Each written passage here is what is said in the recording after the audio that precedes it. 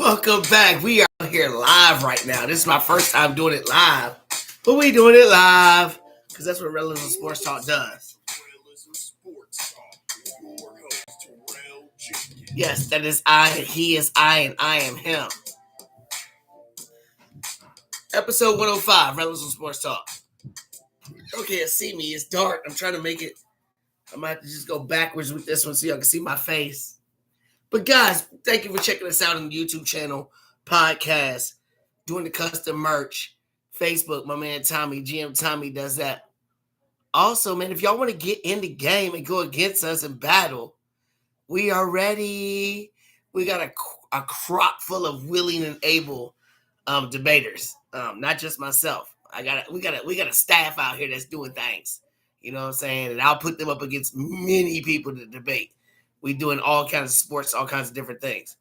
But we're gonna talk about Kyrie and KD. Where they gonna be? Where they gonna be? My girl Jeanie Bus sending out a tweet to my man Cobes, which y'all can see back there. That's my mama. Love you, babe. Love you, mom. Everything is her, yo. The Big Ten, trying to keep up with the Joneses with the SEC. They out here expanding. Baker's running to a new spot. He's running. He got a new crib, but is he gonna be the one? Is he gonna be the starter? We're gonna talk about all that. And then of course we're gonna talk about the big time storylines. So let's do it. I don't know if this is working right. We'll see how it goes. We learning as we go. If somebody comments, and we'll keep it going like that. But before we start with the big fish, of course, KD's the big fish. No offense to Baker, but you are just still Baker. KD's still relevant like that. You know what I'm saying? He changes the whole platform of the NBA. But KD, where's he going to go? We got different things. We're going to talk about different offers he's got, what's going on. Let me just say this first and foremost, because as everybody knows, I'm a Kobe guy. And I believe in that heart and that mentality and everything. And everything that KD has shown me since he blew that 3-1 lead against Golden State and then joined up with them. You right there with that LeBron-ish. You're a LeBron-ish type dude to me, you know what I mean? And now with this whole Nets thing, which I'm glad. I feel bad saying I'm glad, but I'm glad it debacled because I'm tired of these teams doing all this, trying to get all these people doing all this. You know what I mean? But now that it has happened, the last thing I want to see is you go to the state. I mean, what in the world? We'll talk about that. But here's my wish list because I liked KD. I liked him. He played for the Sonics when he first got drafted. Everybody knows me. You can't see it, but it's right there. Sean Kemp jersey. I love the Sonics back then. GP, Sean Kemp. You know, that was my people show. I've liked KD. You know what I'm saying? Always battling with him and LeBron. I've always taken KD's side.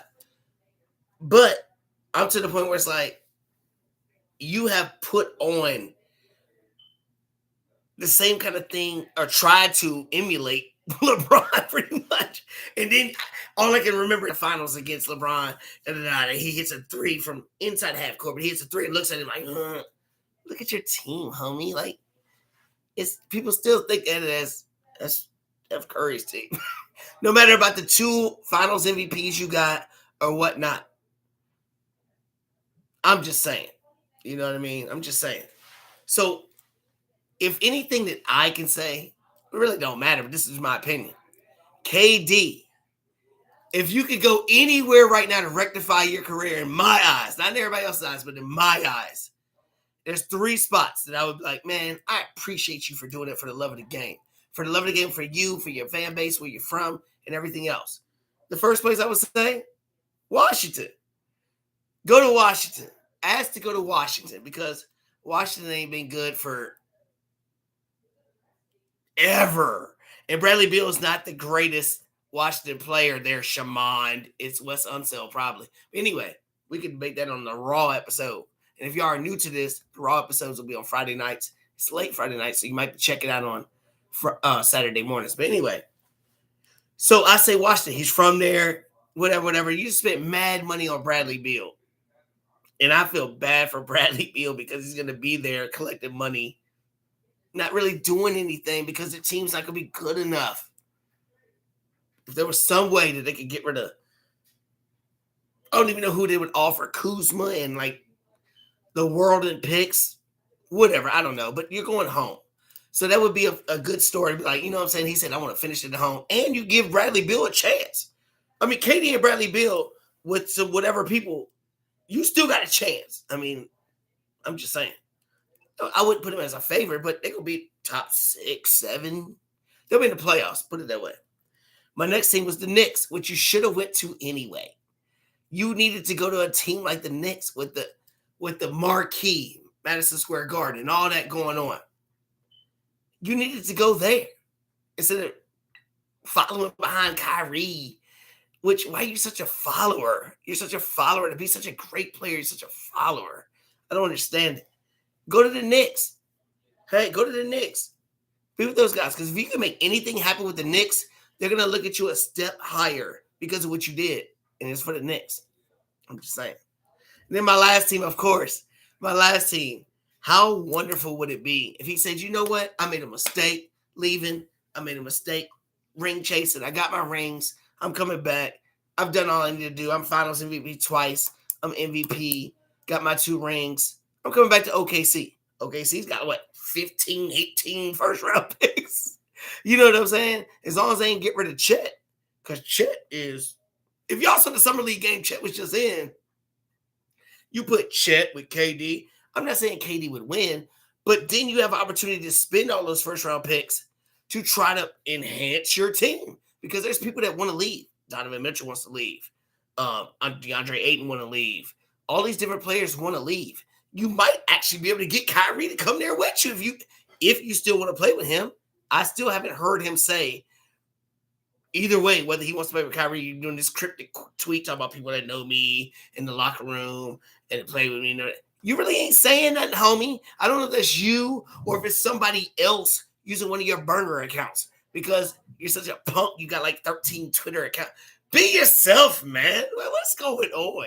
What's going on? But anyway, okay, so you go back home there and say, you know what? We coming back here. Kyrie might come with me, might not. You got Chet. You got tons of picks. Try to do something with that. I'd be cool with that. Even if he had to build a super team over there, I'd be cool with that because he did it in OKC. You know what I mean? But that's just me. Will it happen? Probably not. Chet looked better than I thought he would, but it is summer league, so I'll leave it at that. But KD, I mean, just his image just bothers me so much. He's tweeting, talking about all this, and la, la, la, la, la. Is Kevin Durant still a guy that you mortgage your future for? Is he? It just depends on what future, because we look at the teams. We look at Miami. Pat Riley, he's star-studded. He came from Showtime. You know what I mean? So he wants those superstars. You got Jimmy Butler, you got Bam. Obviously, that wasn't enough, but you're going to have to get rid of something to get KD. I'm not sure the Nets would want an older Jimmy Butler. I'm not saying he's old, but he's an older Jimmy Butler. What kind of package can Miami do? Bam, Tyler Hero. I don't know. I just can't see Miami doing it unless they can sway him just by Pat Riley being Pat Riley. Or a 3-way, which we'll get to because my 3-way is official. The Suns were the ones he wanted to go to, and they talking about Ayton, Cam, Payne, and Bridges. Cool, but who you going to play with? Chris Paul and Booker? The Nets now are talking about they want Booker. If I'm the Suns, you cannot get rid of Booker. That's your future, not Ayton. Ayton's not the future, it's Booker. Sorry, Ayton just does not have that in him to do it. We'll see what happens. Then we look at the Warriors. The Warriors are a team that would easily make sense. Easily make sense. Here's my problem with it. I look at the Warriors as, which I'm proud of the Warriors and everything else, is because they're built through the draft. They're built in an organization. Their organizational structure is built through drafting and learning the system and going with it. You know what I mean? So I feel like if you have to get rid of people to get KD, you're getting rid of your future. You're going to have to get rid of Wiseman. You're going to have to get rid of Poole. You're going to have to get rid of Kuminga. You know what I mean? Wiggins is a guy that you picked up or whatever, luckily, because your team sucked and you got him in a good trade for D'Angelo Russell. But in short-sightedness, you'd be like, yeah, well, whatever. We got him because we sucked and we got these guys. And give them all away. We got KD back. Is it as easy as that, though? Can you rebuild everything? I know that KD and some of them boys on that team had a little, and when I say some of those boys, I mean Draymond Green and him. I heard pussy. I heard all kinds of stuff coming out their mouths and everything. And KD wanted to leave to prove a point. And then when you're looking at it, Draymond Green's got all the chips in his corner, and he's like, what did he say?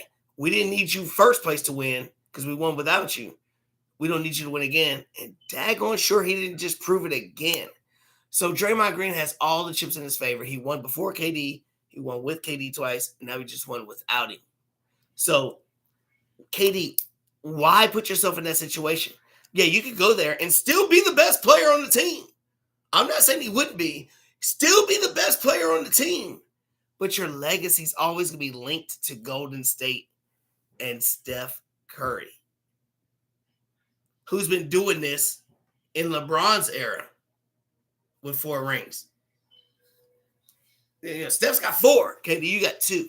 So no matter how many y'all win together, you're enhancing Steph. That's my biggest thing with going to the Warriors and in the relationship, and you're mortgaging your future. Because you look at Kuminga's going to take the place. He's going to take the place of the Wiggins in that role, whatever. Poole can take the place of either Clay or Steph in one of those roles. Wiseman can take the place of Draymond, and you keep it rolling, keep building and expanding like the Patriots do. You know what I mean? We'll see. We'll see what they think about. It's all about, do they want to keep winning now? And is it a guarantee if they get KD if they win? We'll save that for Raw. On Raw, fellas. Yeah, I know y'all listening, or you will listen. Well, my man Tommy's in the house. What up, Tommy? So this is working. GM Tommy. GM Tommy, could Golden State win next year if they get KD and give away the players that I just said? I'm going to give you a chance to reply to that. But the next team is the Celtics. And we talked about that. We talked about that before. And Tommy even said it best, talking about Jaylen Brown. He wants Jaylen Brown to go to Denver. We'll get to that. But Jaylen Brown, maybe Williams, maybe a pick. If you don't have to give up Smart, you don't have to give up nobody else but just Jaylen Brown to get KD, cool. Here's the problem, though. Here's the problem. Will it mess with the roster? And I say no, honestly. And I was one that saying they don't need to do nothing because I really believe they don't need to do nothing. But KD and my boy was on the U.S. team. And they get a report. All these people get on the U.S. team and they do all these things. And they start talking like, hey, man, we want to play together. We want to play together. He said the Warriors would do anything to keep the train rolling. KD and Steph for 4 more. That's a roll. And I mean, and you're probably right. You're probably right because they're looking at it like we have a chance to keep this rolling if you get KD. And if they get KD, I'm saying, like, who you really picking to beat them? Even with Wiggins and all them other people gone. Because Wiseman and Kuminga are irrelevant right now compared to what they just did. Jordan Poole, whatever. You know what I'm saying? You get it from the G League. You know what I mean? That organization finds that talent. And I like that. Which they just picked up my boy DiVincenzo that used to be on Villanova. And he was on the Bucks and when it rained. He got hurt. So he's filling roles too, man. So that's crazy. But Boston is one of the scariest situations because Jason Tatum's my dude. Him and KD are real cool.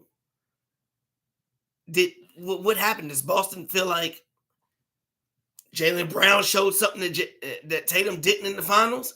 Could that mess it up? I don't know. But if I'm Boston, I do not want KD going to anywhere in the Eastern Conference, period. Toronto, I don't know what they're going to offer. What are they going to offer? Scotty Barnes and what are they going to do?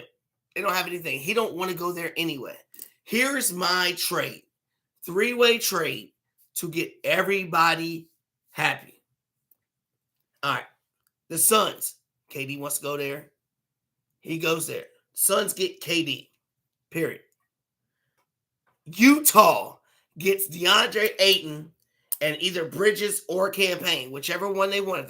If they want a 2-3-ish guy or a 1-2 guy. And then the Nets get Donovan Mitchell and either the other one, campaign or Bridges, and 2 first-round picks from the Suns. The Nets get their superstar. They get him in Donovan Mitchell, and you get a star from Phoenix and 2 first-round picks. KD gets to go there. You only giving up Ayton and those 2 guys. Utah rebuilding. They get a big man back. They got rid of their big man before. And you get Bridges or Campaign. If you think Campaign's that guy. If you're going to roll with the dude you got from Minnesota that I can't stand, he's like, all I want to do is eat ass and win. He was a Clipper. I forget his name. It's rolling off my head. But anyway, what are you going to do? Because the Nets, if you look at the Nets, Ben Simmons is there. Ben Simmons is a key cog in everything. If Ben Simmons wants to play, if Ben Simmons wants to be Ben Simmons, you put Ben Simmons with Donovan Mitchell, with Bridges. You know what I'm saying? You can get some players. You still got Seth Curry coming off the bench. You got Joe Harris coming off the bench. Or you can get rid of him and trade him for some other assets. The Nets have an opportunity to do things, but I think it's going to be a 3-way deal. I think it has to be a 3-way deal to make this KD thing work. Just because KD's going to demand so much. And if you're going to demand so much from one team, the team he goes to is going to be evaporated. So it has to be a three-team deal. We're gonna see what's going to happen with KD. I don't know. We'll see. But I wish he would just go to OKC. He won't, but whatever. So now, getting to my girl Jeanie Buss. I'm a Laker fan. Jeanie Buss put out a tweet to my man Kobe. And I think everything about this tweet is about Kyrie and LeBron and the organization. I think that she needs somebody in her head that's for real. I think she's got a whole bunch of yes men in her pocket saying this, saying that, saying this. Look at your roster, Jeanie Buss. Look what happened when your brother took over the team when your dad died. You built it. Kobe stayed through all the years and didn't ring chase towards the end of his career. And you built young talent up, which you got your superstar you wanted. LeBron got to come. And then all that young talent was gone. Do you want to do that again? Because LeBron wants to do that again. He wants to get Kyrie, which is fine by me. But he's going to want more. He's going to want to keep getting more. So do you want to do that again? Do you want to say hell with Kyrie? Because some of the people in the organization are like, no, we don't want those headaches. Do you want those headaches? So that's the biggest thing I think. And I think she's saying that to Kobe, like, I don't know what to do. Because the longer you stick with LeBron, the longer you're sticking with LeBron and everything involved with LeBron. So as long as LeBron's playing for your organization, the only thing that matters is LeBron trying to win another ring to chase Kobe and Jordan. Period. And then you're going to have another dark days like you did when you overpaid Kobe too much to stay. Because you owed it to him. I understand that. You don't owe it to LeBron. He's out here talking about, I'm not going to commit. I got 1 year left. Make your trade. Make your trade with Westbrook because Westbrook's not helping your team anyway. Make the trade with Westbrook and whatever else to get Kyrie. And talk to Kyrie and be like, look, you and AD are the foundation. You and AD are the foundation. LeBron's got this last year left, and we'll let him go. And it's y'all squad. Y'all squad, and keep rolling. I doubt that it happens, but I would love that. I would love that. You take his money off the books, we could get mad. Who wouldn't want to play with Kyrie and AD? If, first of all, if he's not all crazy and if he's not all broken up. You know what I mean? So that's what I'm saying, because we look at it as we got Westbrook and we're in this situation with all this money because why? LeBron wanted him over Buddy Hield. If we'd have got Buddy Hield and have all that shooting with none of the money, as opposed to Westbrook, who didn't do nothing for us, and now he's still got all that money, that's LeBron. That's LeBron. So at some point, you got to say no to LeBron or whatever. And I'm saying no to him, dude. And he's always going to say, I got y'all a ring in the bubble. Everybody knows the bubble ring was, and I hate saying it as a Laker fan. I love saying it as a LeBron hater. But you got like 6-7 months rest, dude. You're old and AD's broken. 6 months playing, AD probably got hurt 5 times. I'm just saying, I'm just being for real about the whole thing. So I look at it, man, you did that with Kobe because you felt like he deserved it. Don't do it with LeBron. He don't deserve that. Let him roll. Stay with your future. Get these young guys in here. I'm looking at B.I., I'm looking at Lonzo, I'm looking at these guys. I'm like, gosh, I wish I had them still. But Kyrie, I want him. I'll take him. The Lakers need to just get him and get rid of LeBron. Tell you the truth. That was 20 minutes of KD and Kyrie. How crazy is that? But we get into football now. Football time. Baker Mayfield has a new place. Baker is running to his spot. Robbie Anderson's still tweeting. Now he's like, oh, I have no problem with it. Yeah, you got a problem with him, homie.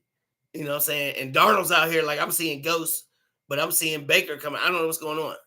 So here's my questions to everybody. Like, is he going to start over Darnold? I would hope so. But then again, they ain't give up nothing. It might really be a battle. It really might be a battle in there to see. I'll tell you what, whoever doesn't win this battle will not be a starter going forward for the next couple of years. I'll tell you that. Will not be. And Cam Newton, if you was even around or thought to stay on that team, you might as well go over somewhere like Philadelphia because you ain't going to do nothing. And they already got a quarterback they can't throw. So you might as well go to that team and just be like a goal line back. I don't know, because your career's done too. But does if Baker wins the job, does he have to win? Who expects Carolina to do anything? I expect them to beat the Falcons. If Kamara gets 6 to 8 games, I expect them. They might be able to split with them. I mean, we got Tommy's boy McCaffrey. The reason why you got two of these, I'm just envious, Tommy. I'm just envious. Relax. But they got some players, DJ Moore. I mean, they got some players on the team. But I'm to the point where I'm like, I don't think that Baker has to like win a certain amount of games or get to a certain level. I think it's about his eye test, the way he looks, the way his teammates look at him, and the things that come out of his mouth to see if anybody takes him next year. Tommy said Carolina is going to beat the Saints and the Falcons. Baker's playing for legitimacy. He is playing for that. He is playing for that. And I said they could beat. See, the Saints are one of my sleeper teams. Fully loaded. But if you ain't got Kamara back there, they might be able to split. I don't know. We'll see. I'm cheering for Baker. I'm not a Baker hater. I like the underdog story. Cool. No problem. But I don't think he has to win that much. I think he has to just control himself and look good on paper to get a job somewhere else. Because I'll tell you what, if our dude don't show up, Carson Wentz don't show up, we might throw money at him. And I can name some other teams just like that will throw money at him for no reason. I mean, how long is Matt Ryan going to be at the Colts? Tannehill. We already know about Tannehill. Even though they got the rookie behind him. But anyway, another QB. I mean, San Francisco's at the finish line. If Jimmy G is on the team, all his contract is guaranteed. They're getting to the point where they're going to have to settle for a trade that you might not have thought you could get more for or whatever, or you're going to release him. And they're not going to release him because Seattle might be right there to scoop him up. So if I'm a team with QBs and I'm like, I don't know, maybe, I don't know, I'd offer the same thing like Baker did. I'll give you a 5th, 6th round pick for him. Because at some point, San Francisco is going to have to say, let me go and get that so I don't have to worry about him going to Seattle. I'm just saying, if I'm any team that doesn't have a star quarterback like the whole AFC West, except for the Raiders, I might go after that. I'm just being honest, yo. And my team included. I'll take them too. Philly, y'all might want to look at that too. I mean, I'm just saying. But Jimmy G's right there. He's going to either get released or traded for pennies. Speaking of pennies, which means number one, my Notre Dame Fighting Irish have the number 1 recruiting class in 2023. But nobody cares because everybody is trying to form a super conference. What is up with this super conference crap? USC, UCLA leaving for the Big Ten. And people are happy about this. What happens to the Pac-12 and the Big 12? Stop putting USFA, college school up in there, and whoever else, South Carlton, Charleston, Southern School. Nobody cares about these teams. You're making a mockery of these leagues and these conferences. This is ridiculous. And what about other than football? There's other teams and sports that are in here other than football, right? They don't play on Saturdays and the weekends. They play during the week. How the heck are you having, if you're in the Big Ten, so if you got UCLA or USC, let's say you got your volleyball team in the Big Ten and you got to play a team like Rutgers during the week. How's that working out? And it's more than just that. We got every sport, swimming, lacrosse, all this stuff going on. It's going to be a big mess mixed with the NIL. It's going to be a big mess. And I don't understand why college football is wanting this. I think it's a disgrace. Iowa plays USC. I think USC is in for a whole big smacking. They think they're top notch because of the push Reggie Bush and all the fake stuff they did with Pete Carroll. I hate Pete Carroll. I hate him. But I think it takes away from a lot of things. I think the football aspect of the super conferences is horrible because it takes away from the difference between college football and the NFL. College football, I look forward, even if my team's not involved, I look forward to watching rivalries. All these different rivalries that's been for years and all kinds of things. Yeah, USC and UCLA, they pretty boys out there with the bleach blonde hair. They going into the nasty, the Big Ten, like Tommy said. They going into smash mouth football. I just feel like you're separating it. You're turning it back into something like the NFL. It's a big business now. The conferences separated all kinds of things that had their own big-time storylines to them because you knew about the history and the lineage of it. Now it's like, oh, I'm in the super SEC with all these teams. Who cares? I remember Oklahoma versus Texas. I don't give a crap about either one of them.